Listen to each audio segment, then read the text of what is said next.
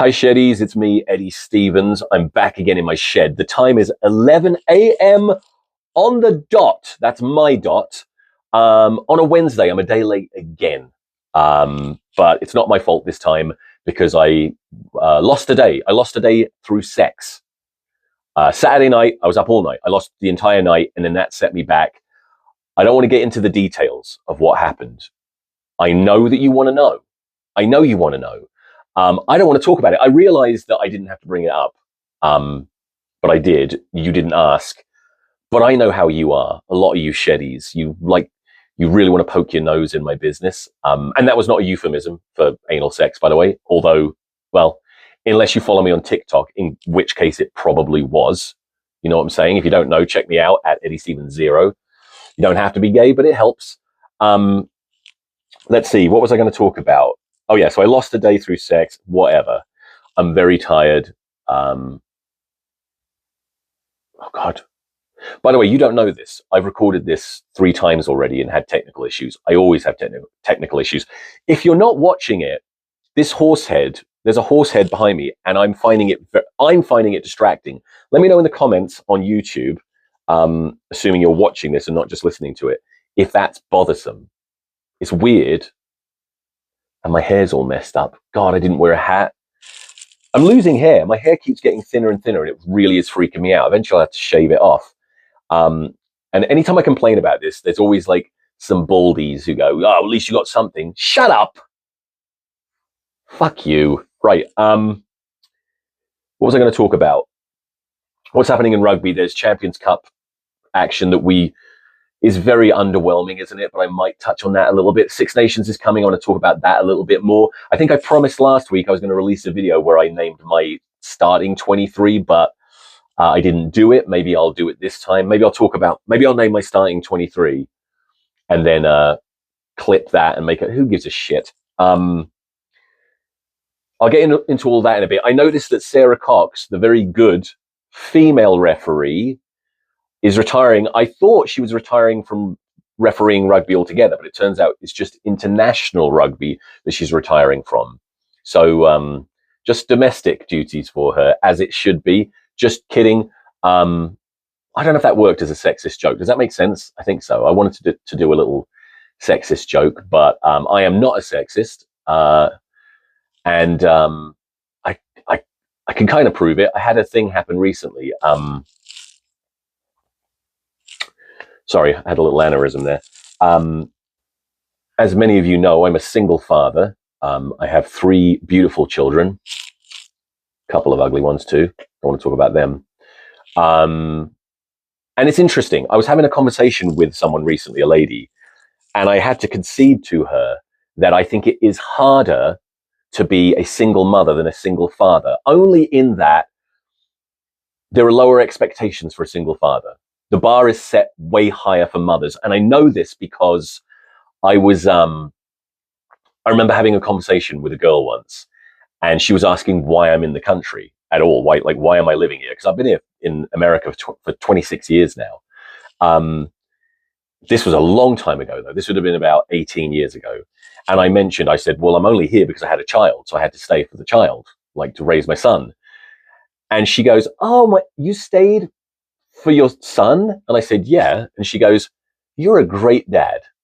And I was like, I'm a great dad because I stayed in the same country as my son? Are you kidding me? That's all that's required. To be a great dad, just don't leave the country. I don't think you even have to be in the same city. I could be on the opposite side of the country, but I'm still in the country. I'm a great dad. That is not the way it is with mothers. Mothers, much higher expectations. And it's so high that I can prove it with this little anecdote. So you've heard that story that you always hear about about the mother whose child is trapped under her car, and she's able to lift the car. She gains like superhuman strength because she, just out of the strength of being a mother and adrenaline and just love, basically, she's able to lift the car off. Okay, first of all, I don't think that ever happened. I don't think that's I don't think that can happen. All right. I think it's a myth. But secondly, I don't think, whether it happened or not, I don't think we should have that story. I don't think that should be out there. And the reason I say this is I read an article, it was a horrible report, and this happens, of someone's car literally trapping their child. There was a mother, she had a toddler, she parked her car, she left it in neutral. I don't know exactly how it happened. It was too upsetting, but her child died, got trapped, got run over by the car. And my first thought was, why didn't she just pick up the fucking car? Why didn't she just pick up a car? This is the standard now. That's what we expect of mothers, you know? Just like pick up the fucking car. I guess she just didn't love her child enough. That must be it. Or maybe she was on her period. She didn't give a shit. Pick up the car, you stupid bitch. Ridiculous. I can't remember where I was going with that now. I guess I was trying to prove that I'm not a sexist. Oh, who gives a shit? It's a terrible intro. But this is the third time I've done it, so I'm just going to keep it. Let's talk rugby. That's why we're here. This is going to be a very quick one, as I think I've said. I've said it on the other recordings, maybe the lost ones. God, I look terrible. This horse head behind me, shit. We'll get on with it. We'll get cracking. It's Rugby Rant Banter, episode 276. Let's go. Something must have happened. In fact, my therapist, I told her one thing I did during sex, and it wasn't that weird. And she goes, how old were you when you were molested? I said, as far as I'm aware, it never happened. I had a great childhood. Seriously, I loved my childhood. I had all the toys, great vacations, as much sex as I could get, more than I wanted. No. I don't see any way that this is not going to be the worst podcast episode I've ever done, because I have virtually nothing to talk about and I have virtually no notes. I'm going to read all of my notes to you right now. I've got Bath versus Edinburgh.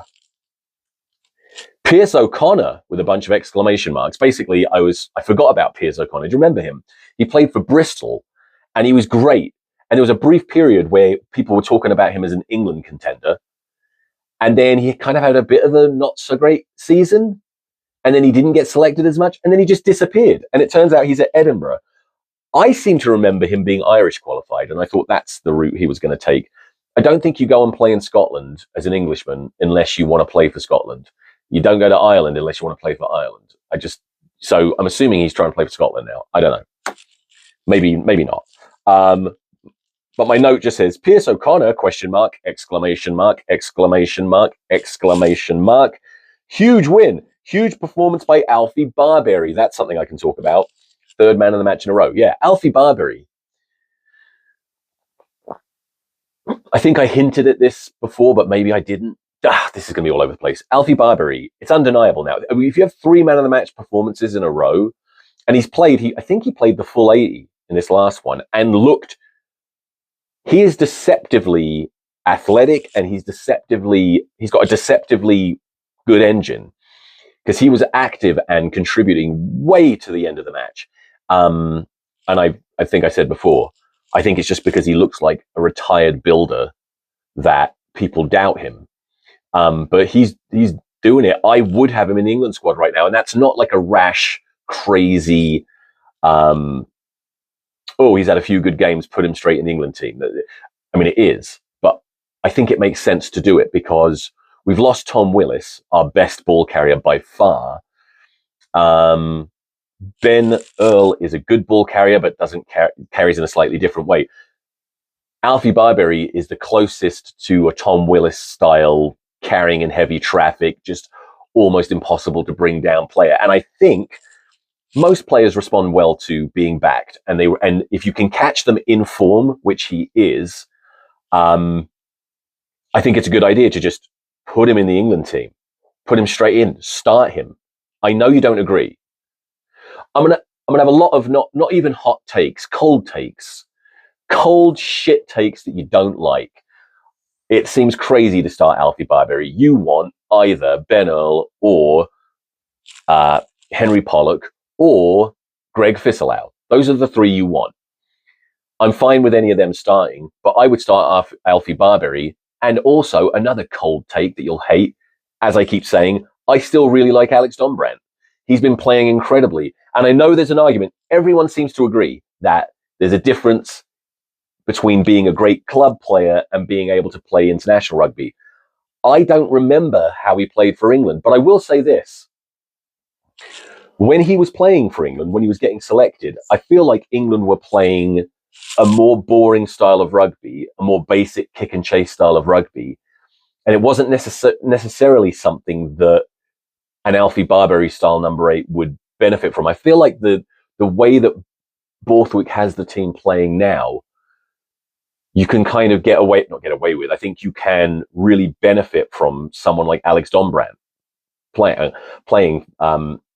I'd be fine with him starting. It's not going to happen. Don't worry. And I know that you know that I'm wrong, but I just think he's a beautiful player and underrated as a big ball carrier. He can do the hard work, but he just has a lot of flair as well. I'll get into all of that more later. I was supposed to be just reading the few notes I had, so let me get back to that. Pierce O'Connor, huge win, huge performance by Alfie Barbery. Quins beat La Rochelle away, keeping them in the tournament and booting La Rochelle out. Dombrandt, great, and performs lovely offload leading to the winning try. I'm having a hard time talking. I don't know what's going on with my mouth. Quins have turned a corner. I thought that last win meant something. And then I think I've just listed... Yeah, I just listed the English teams getting into the round of 16. So, yeah, let's talk about that. But those are all the notes I have. I watched Bath, I watched Quins, and that's it. I didn't even watch highlights of the other games. I just sort of listened to what people said about it. That's the problem with this Champions Cup. And I said it before. You just have no idea who they're playing against. I guess the Quins match is a situation where obviously La Rochelle were trying to win as hard as they could. So you've just got to hand it to Quins that had to be a good performance they put in. I do not think Quins are as terrible as we thought they were. I mean, evidently they're not. It will be interesting to see them in the Premiership again, see if they can replicate that kind of form. But I think we've seen this before. We've seen it with Exeter Chiefs. Wasn't long ago, they looked like they were just done. And then all of a sudden, they've sort of crept their way up to the top of the table. I think they're in second place right now. I could be wrong about that. So I wouldn't... And if you look at the Quins players that they have, they're incredible. It's an incredible squad. And they do know how to play incredible rugby, but something just hasn't been right. It's a very Quins thing to do, though, as well, is just sort of give up the league and then come back and start kicking the shit out of everyone. So I wouldn't be surprised if we see more of Quins kicking the shit out of teams in the future. But let's look at these teams that made it through. Bath, good. A great win, by the way. That was a very impressive performance by Bath. I think we're so quick to write teams off. Until Saints gave them a big ass kicking, people talked about Bath almost like it was unfair, like they were the only team in the Premiership that could win. And obviously that's not the case. But I would say when you look at their squad, when you look at the way they play, when you look at the coaches, you look at everything about that, the culture around that club, they're still favourites to win the Premiership. And they could be contenders to win the Champions Cup. Probably more so than Saints. Saints are interesting because I feel like, okay, Bath didn't have a great day at the office against Saints, but then again, Saints are that kind of a team who, on their day, they can be almost unplayable. It's just, unfortunately, they have days where they can't play at all. So Bath caught them when they were unplayable and maybe didn't play their best, but Bath are a much more consistent team who you could see beating one of these giant French teams. Saints less likely so. But anyway, Bath made it through. Leicester made it through. I don't know what's going on with Leicester. There's a number of English teams. I guess it's just rugby teams. Sometimes they play great and sometimes they don't. I'm not saying anything profound. But Leicester, I've seen the good and the bad from. Quins made it through. Quins are the Saints of this season's Northampton Saints. Remember last season, Saints were doing terrible in the league and then they got to the final, didn't they? Quins, maybe they could do something like that. Sale, I feel like have limped through. I don't have a lot of faith in Sale being a great team anymore. Bristol, I mean, you could almost call them the France of the Premiership. I mean, they really can give teams an almighty ass kicking or just play the stupidest rugby you've ever seen. But I love Bristol. I really hope they do well. And then, of course, Northampton, Saints, all into the round of 16. I think this round of 16, Quins are against Sale. I can't see Quins losing that. But then maybe I'm being an idiot. Maybe that game where Quins beat La Rochelle was a one-off. But I just think Quins are now finding form. They're going to be motivated. They're going to be confident. And Sale got spanked in the last game. Who knows?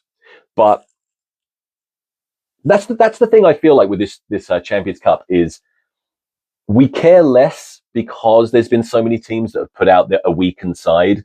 So it's hard to know what the results mean. At the end of the day, if we get to a final and it's just a French team versus a French team, or a French team versus an Irish team, or a French team versus a South African team, it'll feel slightly, not a disaster, but it will definitely feel depressing as a English or a Prem fan, you know. Again, I'm not saying anything profound. I don't know what the fuck. I told you I don't know what I was going to talk about. I'm almost at 10 minutes and I've said almost nothing except annoying shit that will bother you, like Alfie Barbary could start for England and I wouldn't mind. Or, sorry, I said Alfie Barbary should start for England. The Alex Dombrandt thing probably bothers you more. And I get that. And these aren't designed to get views. I'm not trying to spark outrage. I genuinely believe this. And I'm genuinely right. But there's a number of number eights. There's a number of number eights who I'd be fine with starting. I genuinely don't give a shit. I'm happy with Ben Earl at 8. I'm happy with Pollock at 8 to a degree, although I feel like he's a bit lightweight. I'd even be happy with Greg Fisselau at number 8 because, as I've said all season, I personally haven't seen enough. But I have seen him improve and improve and improve. And a lot of people, not just the very, very biased Mooney from Tribe Talking and his minions, non-Chiefs fans have talked about Fisselau as an option to start at 8. And I'd be fine with it. And I wouldn't be surprised if he does get picked. And I wouldn't be surprised if he shuts me up and proves me wrong and plays great for England. But I suspect it will be Ben Earl starting. And I, as I said, would start Alfie Barbary. Let me just, let's see. I wrote down a starting 23 for England, but I did it long enough ago that I don't know if I'm even going to agree with it. So what I'm going to do now is I'm going to name my starting 23 for, I think it's against Wales. By the way, that's a huge banana skin. Let me just drink some coffee.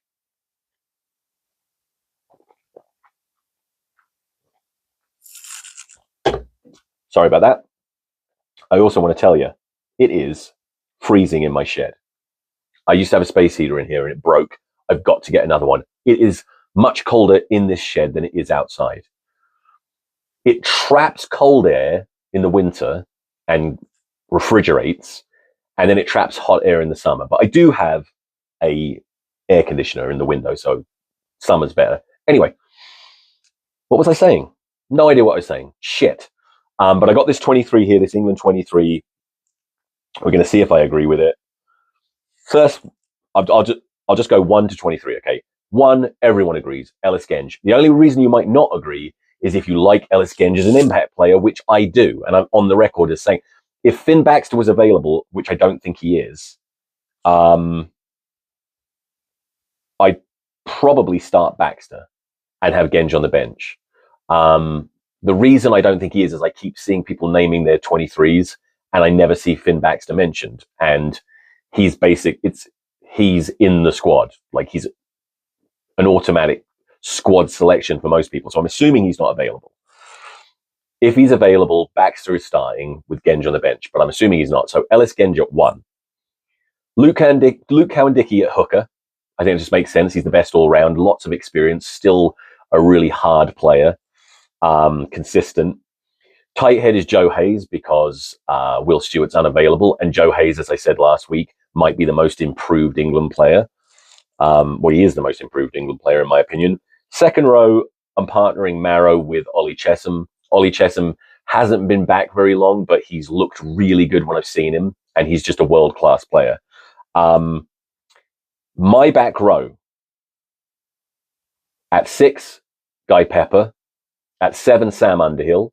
So I like these Bath players being put together, playing together. I think they offer slightly different things, but very, very useful. I think Sam Underhill is the best open side possibly of all time. I think he's incredible. I think Guy Pepper offers probably more work rate than anyone else. He's a very Richard Hill style player. And I think that just works as flankers. And then you just want a big ball carrier. And I got Alfie Barbery there. Like I said, I'm just trying to take advantage of his form and catch him when he's confident. And hopefully, if you do that, he rewards your faith in him and develops into the player that we thought he was going to be when he first burst onto the scenes as a very young man playing for Wasps, where he was almost unstoppable. He's had some injuries. He's never really had a chance to get going. This is what I would do. It's not what's going to happen. I suspect it will be Ben Earl at 8, unless he goes with Fisselau. I think it'll be Earl or Fisselau. Scrum half, I want to start Ben Spencer. You know who my bench player is, but I think it's always made more sense to have Ben Spencer starting a game. Not that he's Ben Spencer is underrated as an attacking threat at scrum half, but what he's really known for is control, great kicking, and leadership. He's perfect to start a game. Fly half, is he injured? Is Finn Smith injured? Is he out? I should have checked this. I'm going to assume he's not out, in which case Finn Smith is starting. Now I'll cover this later. If it turns out he's not, I haven't decided. In a split set, just in this moment, my mind went, oh, just replace him with Marcus Smith. Wait, George Ford. And I don't know. And then, of course, there is this crazy move that you could go with that is another cold take. It'll bother you and send chills to your core. Billy Searle. Billy Searle? Is that his name? Billy Searle. Imagine that. Probably not a good idea. Anyway, I'm assuming Finn Smith's fit. In the centres, Ajomo and Lawrence. I love that. I really love the idea of Freeman in the centres as well. It's kind of unthinkable to drop Ollie Lawrence and move Freeman to 13 to accommodate someone on the wing. But I'm looking at what France did, where they dropped a couple of players, Aldrit and what's-his-face? I've had a brain fart. I can't think of it. Pinot. 2 players that are sort of automatic squad, if not starters, automatic squad players. That you just assume would be picked. And it's very big news that they have been dropped. And it did make me start thinking, I wonder if there are players like that in the England squad that you would never, ever drop. But if you did, maybe it would give opportunity to someone else and maybe it's a good idea. I've been a huge fan of Ollie Lawrence for a really long time. But I love Tommy Freeman. I think I like him at 13. I've seen enough from him at 13 to think that might be a better position for it, but he is a world-class winger. There's nothing wrong with being a world-class winger and centre and fullback, right? The reason I'm even thinking about it is I've been watching Henry Arundel, and I just think he is so special now. He's answered a lot of questions from his critics about his defensive capabilities, his kicking game, all of that. He's not a liability. And he's so dangerous with the ball in hand. And I just think with Feo Waboso, that's someone you could never drop, being such an attacking threat. To have Feo Waboso and, who did I just say, Henry Arundel on the wings. And then if you've got an attacking threat at 13 in either Freeman or Lawrence, both great, that'd be so fun. Having said that, I wouldn't do it. I was just entertaining the idea. I would go with Ajomo and Lawrence in the centres, Feo Waboso and Tommy Freeman on the wings. And here's a crazy call that won't happen. I want Joe Carpenter at 15. Start him immediately. I just remembered what I was saying earlier. I was saying Wales is a potential banana skin. And I think that's when I had a coffee break. Speaking of which, I need a coffee break. Hang on.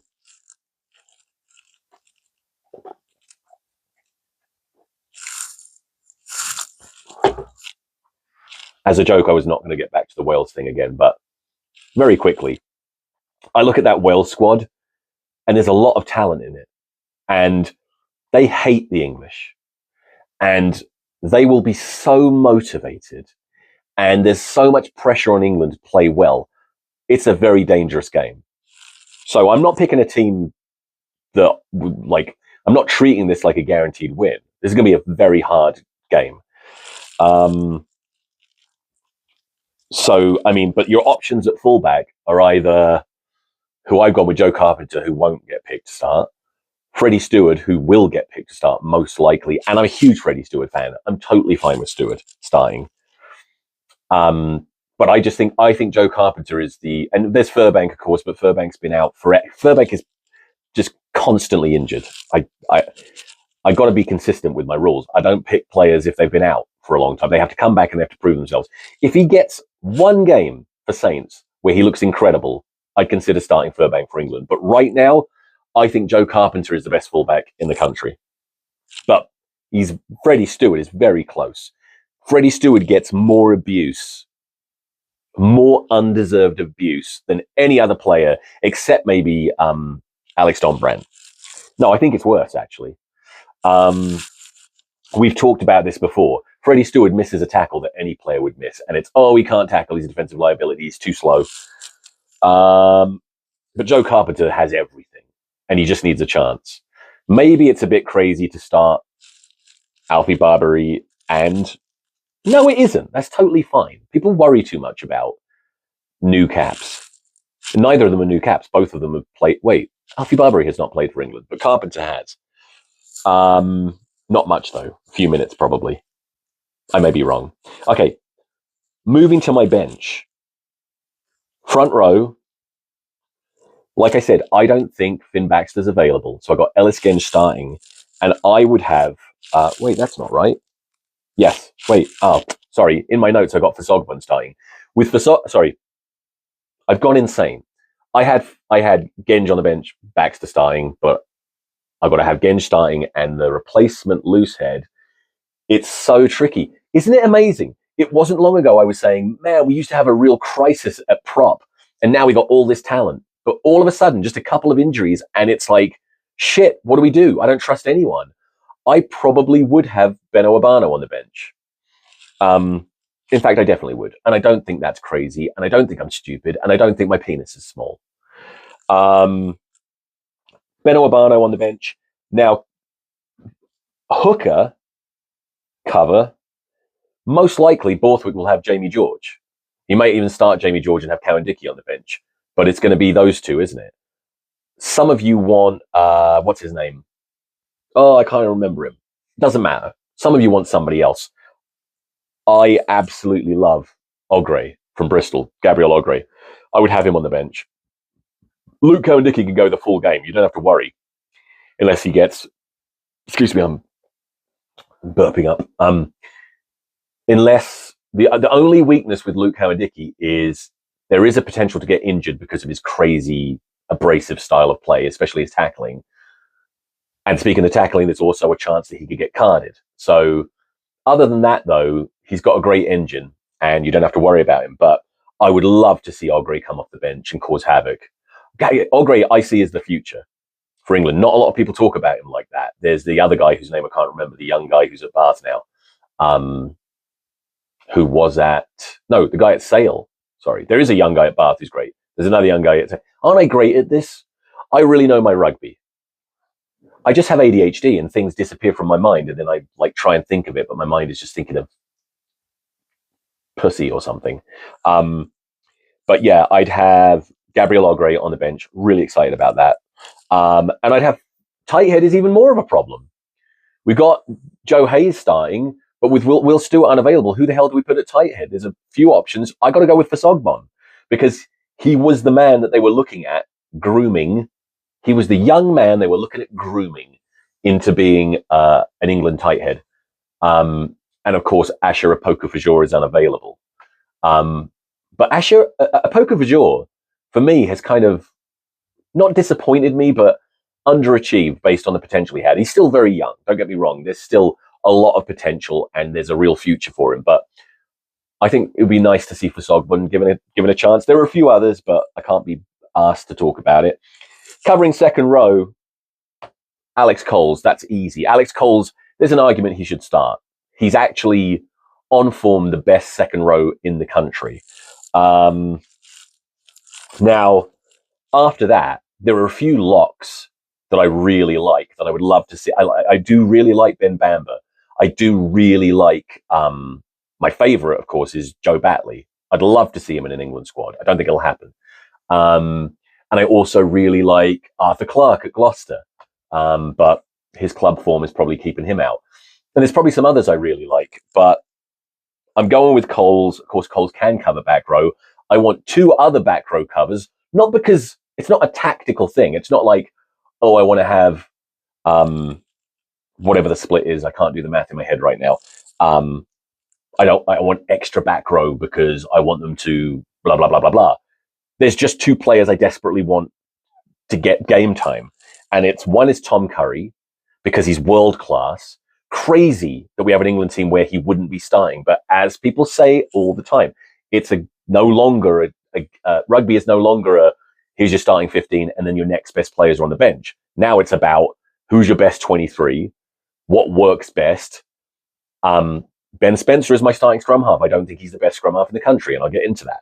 But Tom Curry coming off the bench, a madman. He's perfect. And you can bring him on pretty early. The next player on my bench, Henry Pollock, perfect for coming off the bench. He's exactly the kind of player. This is what I predict will happen. We're going to play Wales, and Wales are going to put up a much bigger fight than we expected. They're going to come out hard. It's going to be rough. We're going to start getting worried. And then, with about 25 minutes left, there's going to be a bunch of England substitutions, and Henry Pollock will do something crazy and awesome to get us in the lead or win the game. And it will drive everyone insane who isn't an England fan. People will be so angry. It's the kind of I say that, like I said, I'm an England fan, so I like Henry Pollock and I want him to do this.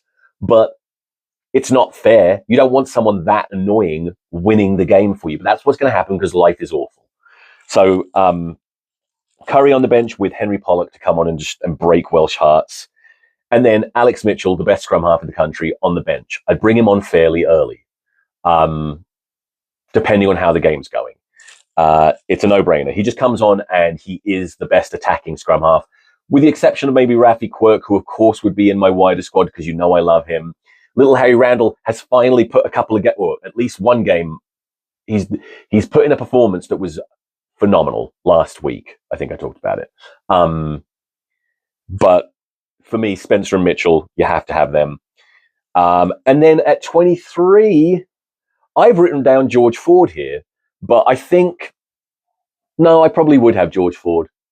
Let me think about this. Maybe not. Maybe it does make more sense to have Marcus Smith so you can cover the back three a little bit if you have to. Yeah, I'll stick with Marcus Smith. George Ford is great, but he does have some weaknesses. Anyway, look, it's 26 minutes. This podcast can be like a half-hour podcast, which is how it should be, really. So I'm pleased now. I want to end this. I don't think it was terrible. It went a lot better than... listen to how defensive I sound. What are we talking about? There was nothing wrong with this. It was good. I'm just saying, I was expecting this to be a train wreck of an episode, and it's fine. I've definitely given you things to come at me hard with regarding crazy selections and shit takes, as you think of them, but I am right about everything I say, and I always have to point that out to you. And if I'm not right, the truth will become clear, and I will concede that I was wrong. I have no issues with that. Anyway, follow me on Instagram at Eddie Stevens Massive. Follow me on TikTok at Eddie Stevens 0 if you're raging homosexual. Please subscribe to my YouTube channel and like the video even if you don't watch it. Try and hype this up. I want more than 10 views or whatever it's going to be. You know, I made fun of how few views I had. I think I had 20 something views, and then the next one there was like 6. So the YouTube channel is doing really badly. Which is hilarious, but I would prefer that it wasn't hilarious. I would prefer that it was doing well. I think the biggest weakness is I put these entire episodes on there. I think they're too long. I don't think that really works. I think people want to have little clips, so I need to do more of that. But anyway, follow me on all that bullshit. Thanks for watching. I'm going to go now. I've got to clean my car. Isn't that fun? Thanks. Goodbye. Click that and click this.